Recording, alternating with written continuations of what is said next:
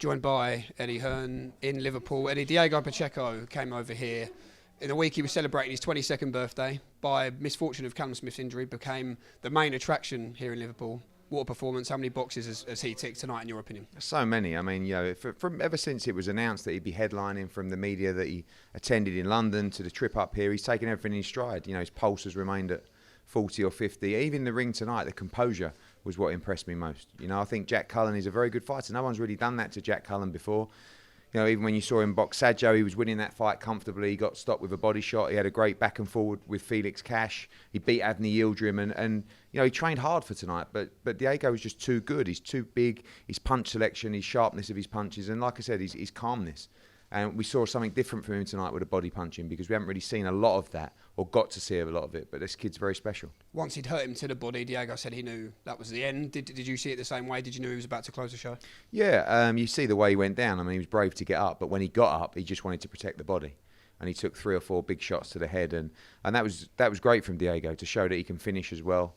But like I said, for me, it was the calmness of the performance at just 22 years of age. And since he's moved to Team Benavidez, I think he's just gone from strength to strength. And it's the world-class sparring as well. Fighters have to realise, when you're sparring Dimitri Bivol, Canelo Alvarez, David Benavidez, it's going to bring you on leaps and bounds. And, I think he'll continue to headline now, maybe in Los Angeles or Mexico, but a huge star for the future. He said very much tonight, move from prospect to contender. He says he's ready for everyone in the division, but you also have to move forward with a degree of patience. Is it difficult with a fighter like Pacheco to know when to sling him into even harder fights? There's many levels above Jack Cullen to where Diego wants to get to, and you just have to keep taking those levels.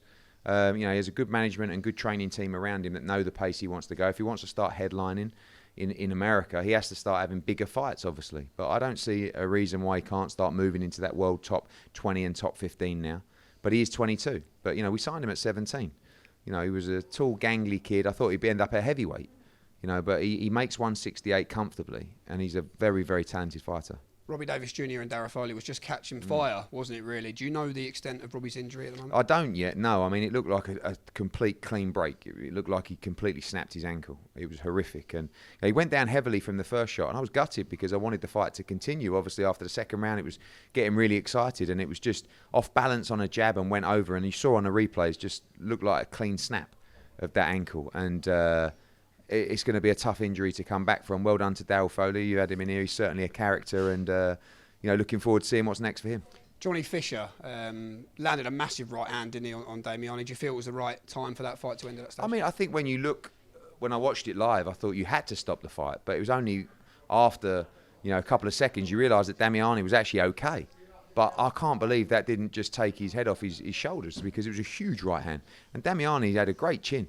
But it was a good learning experience for Johnny Fisher, because got some good rounds in, got to try something else, got to do something else, and looking forward to seeing him out next. Could we see Johnny headlining a next gen of his own this year? Yeah, quite possibly. I mean, look, you saw another 700 or 800 coming up from Essex tonight. It was a great atmosphere, and one day soon he's going to be in the ring in London, headlining, whether that's a next gen or maybe up for English or British titles. But good learning fight for him tonight. Good to get some rounds, and I thought it was a good performance to show what he's been learning. I know you're very excited about the future of Peter McGrail, and we're very excited to get that deal over the line. 10 valuable learning rounds for him tonight as well. Yeah, it was, I think he took the fight at late notice, and it was still a good performance, but the opponent was tricky, and he also punched very hard. You could see that in there, and Peter McGrail is extremely talented. The angles, the composure, the punch selection, he's a world-class talent. He's had just 7 fights, so now he's up to 10 rounds. There's no turning back. I want him to see him win British, Commonwealth and European titles, and I expect him to do so. Peter McGrail is certainly a fighter who believes in himself. One fighter who is slowly starting to believe in herself is Rhiannon Dixon. Great to see her pick up her first title. Yeah, and that's what it's about. It's about believing in herself. I mean, she looked so shocked when she got the stoppage.